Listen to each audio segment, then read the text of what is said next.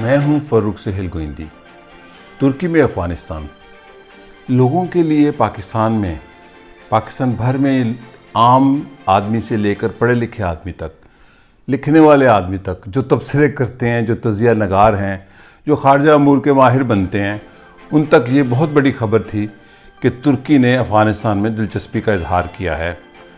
جب صدر طیب اردوان پچھلے ہفتے قبرص گئے تو انہوں نے کہا کہ ہم جو کابل ایئرپورٹ ہے اس کا کنٹرول سنبھالنے کے لیے تیار ہیں، اور ہم امریکہ کو کہہ رہے ہیں کہ کابل ایئرپورٹ ہمارے حوالے کر دیا جائے۔ اچھا، وہ لوگ یہ نہیں جانتے کہ ترکی کا سیاست میں، تاریخ کے حوالے سے، اپنی ریاست کے حوالے سے خطے میں کیا کردار ہے۔ جب ہم یہ جان لیں گے تو یہ میرے لیے تو خبر نہیں ہے کہ ترکی افغانستان میں دلچسپی رکھتا ہے۔ ترکی کی افغانستان میں دلچسپی کی کئی وجوہات ہیں شروع دن سے۔ پہلی وجہ، ترکی ایک قوم پرست ریاست ہے۔ ترکوں کی جو مشرق وسطیٰ میں موجودگی ہے اس کی بنیاد ترک قوم ہونا ہے۔ یہ ان کو مقام دے گیا مشرق وسطیٰ میں، جہاں پر دو بڑی تہذیبیں تھیں، ایک فارس کی تہذیب قبل از اسلام اور ایک عرب کی تہذیب قبل از اسلام اور پھر بعد از اسلام۔ اور جب ترک اس خطے میں آئے تو پہلے وہ یعنی کہ مشرق وسطیٰ کے خطے میں، وہ سینٹرل ایشیا سے اور اوپر منگولیا تک اور سنکیانگ تک جو ان کا اوریجن ہے وہاں سے نکل کے آئے اسلام آنے سے پہلے۔ تو پہلے وہ عربوں کے سپاہی بنے، گڈریے سے ہونے کے بعد یہ گڈریے تھے۔ اس کے بعد پھر یہ ان کی عسکری طاقت میں آئے، پھر عربوں پر ان کی بالادستی ہوئی۔ تو جو ترک نیشنلزم ہے اس کی روٹس دہائیوں میں نہیں ہے، اس کی روٹس صدیوں میں ہے۔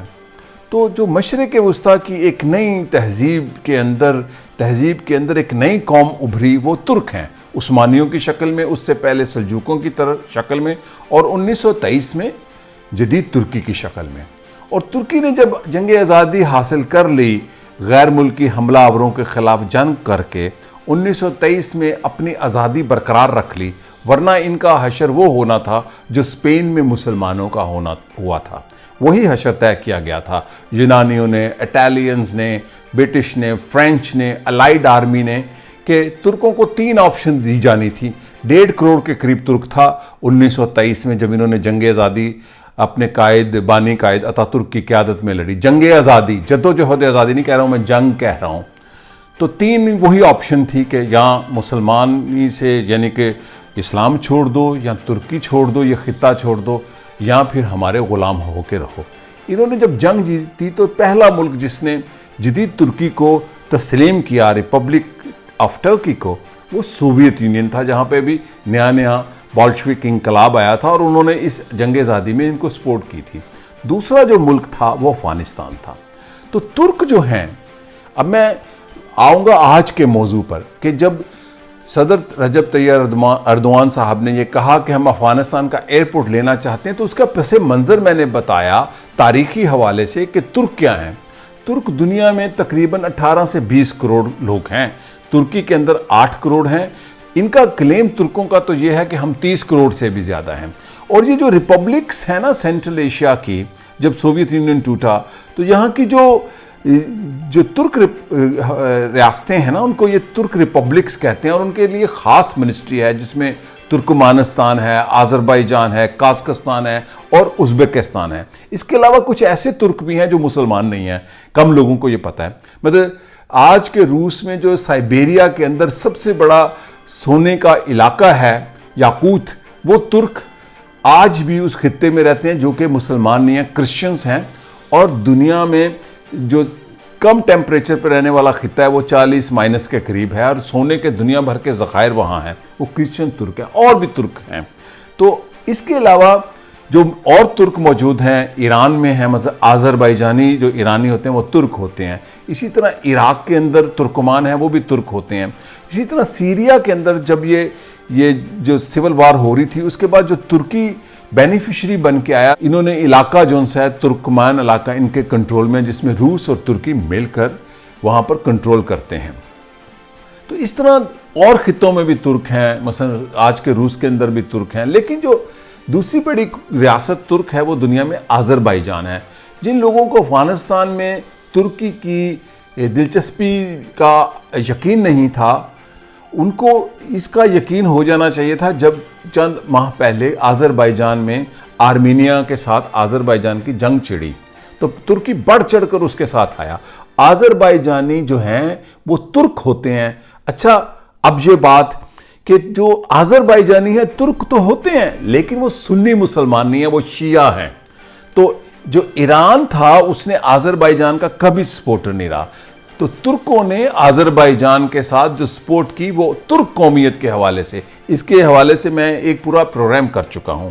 تو میں جو بات ہے افغانستان کی کہ آج کا جو افغانستان ہے، یہ آج کا جو افغانستان ہے 4 کروڑ کی آبادی ہے، اس میں جو پشتون ہیں وہ تقریباً 42% ہیں۔ گو پشتونوں کا کلیم ہے کہ ہم 70% ہیں، لیکن جو دنیا کہتی ہے وہ 42% ہے۔ جو دوسری بڑی قوم ہے وہ تاجک ہیں، فارسی بولنے والے، اور اس کے بعد تیسری بڑی قوم یہ برابر ہے لیکن ہزارہ۔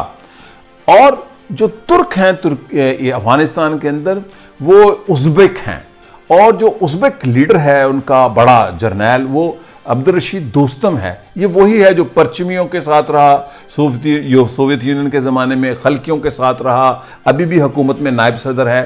یہ ترکی کا خاص پراکسی ہے، جنہوں نے مجاہدین کی جنگ، جو سوویت یونین کی جنگ اور مجاہدین کی جنگ جن کو افغانستان میں کہا جاتا ہے، یعنی پری طالبان، اس کو نہیں پڑھا تو اس جنگ کو نہیں سمجھ سکتے۔ اس وقت بھی مختلف ممالک نے اپنی اپنی پراکسی رکھی ہوئی تھی۔ احمد شاہ مسعود کو فرانس سپورٹ کرتا تھا اور دوسرے ایران سپورٹ کرتا تھا، اسی طرح اسی رشید دوستم کو اس وقت بھی ترکی سپورٹ کرتا تھا، اور جب وہاں پر لڑائی سخت ہوئی اور رشید دوستم کے لیے رہنا وہاں مشکل ہو گیا تو وہ کئی سال یہاں پر ترکی کا مہمان رہتا ہے۔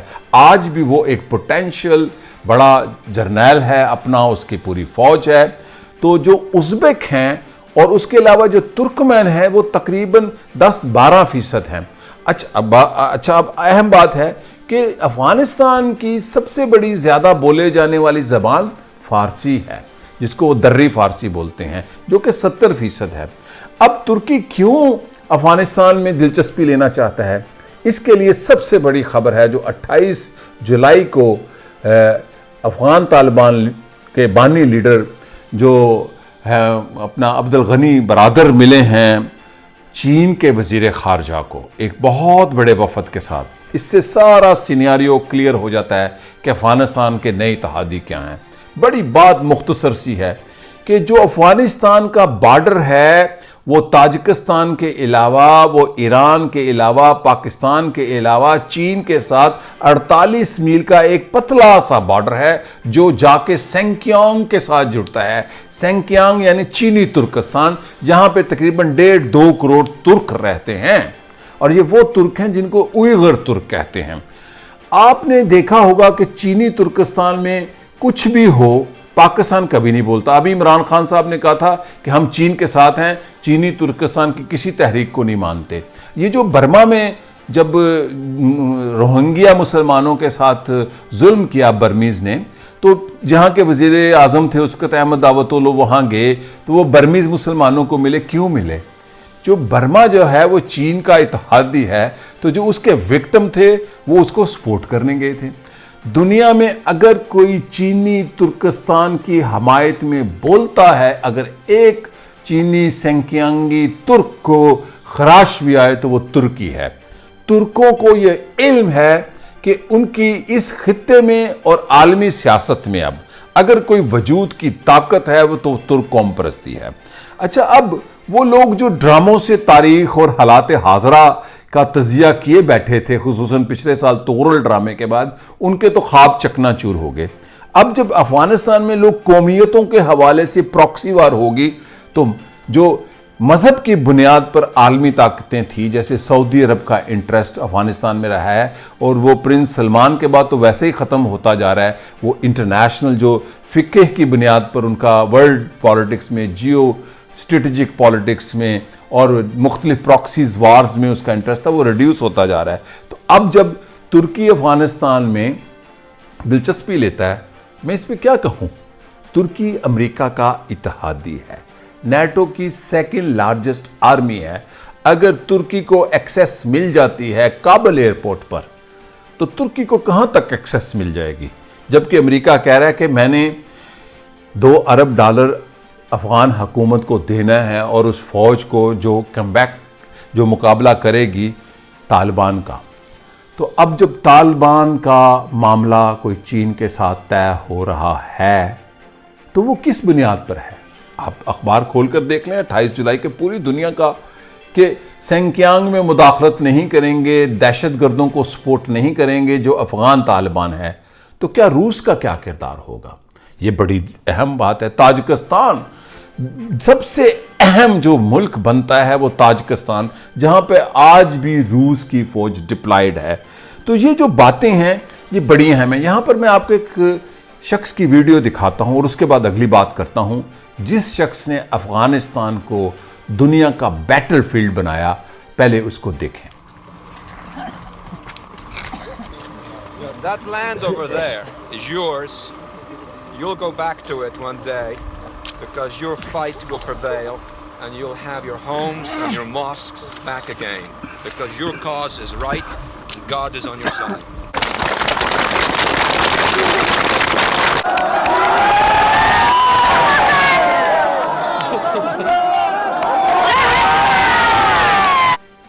یہ ہیں برزنسکی جو آپ نے دیکھے, اور یہ جولائی 1980 کی ویڈیو ہے جب وہ افغانستان پاکستان کے بارڈر پر جنرل ضیاء الحق کی حکومت میں افغانیوں کو کہہ رہے ہیں کہ آپ کی مساجد اور گھر محفوظ نہیں ہیں کمیونسٹ کافروں سے, تو ہم آپ کے ساتھ ہیں. اس شخص نے, یہ ایڈوائزر تھا اس کا اپنا جیمی کارٹر امریکی صدر کا سیکیورٹی کا, اور اس کے بعد کے صدور کا بھی رہا.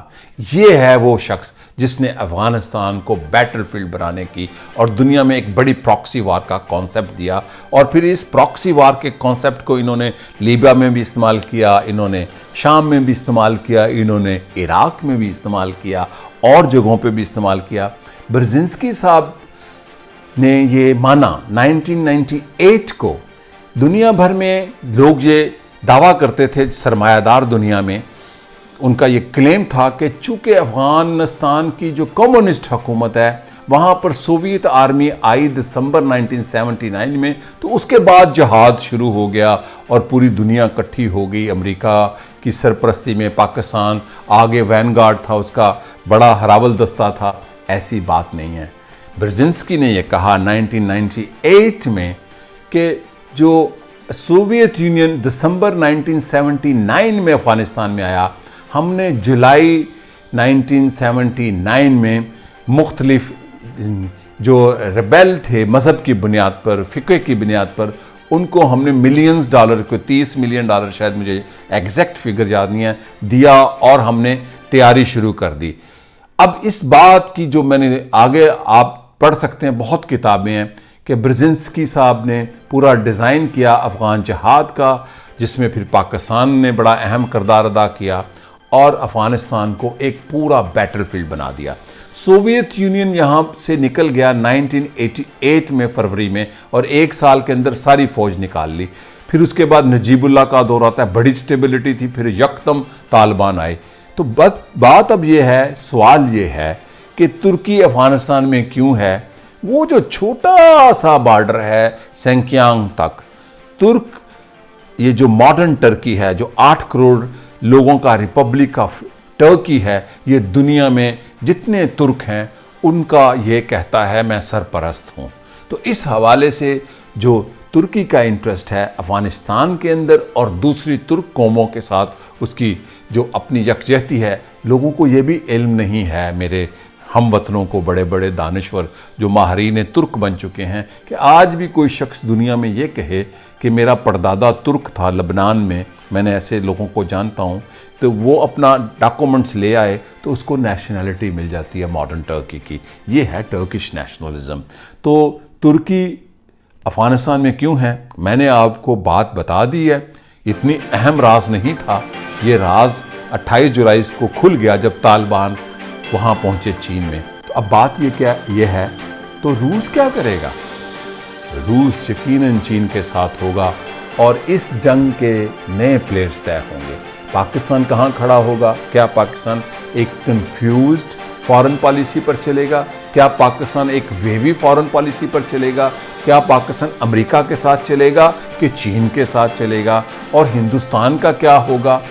یہ اتنے سوالات ہیں، اس لیے آج میں نے ایک انٹروڈکٹری پروگرام کیا ہے چھوٹا سا۔ اس حوالے سے اتنی گفتگو ہے کہ کئی گھنٹے نہیں کئی دن چاہیے، اسی لیے میں ہفتے میں 2 یا 3 یا 1 افغانستان کے حوالے سے مختلف گراؤنڈ ریئلٹیز کو سامنے رکھ کے ڈیٹا، انفارمیشن اور نالج اور جو ورلڈ پالیٹکس ہے اس کو مد نظر رکھ کے بات کیا کروں گا۔ اور اس میں میرے ساتھ شامل ہوں گے شیراز پراچا۔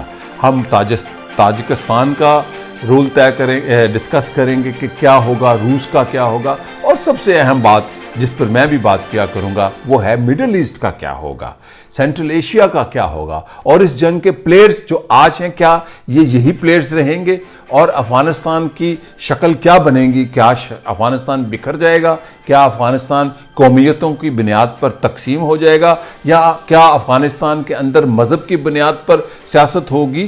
صرف یقیناً ہوگی، لیکن اب قومیتوں کی سیاست بھی ہوگی۔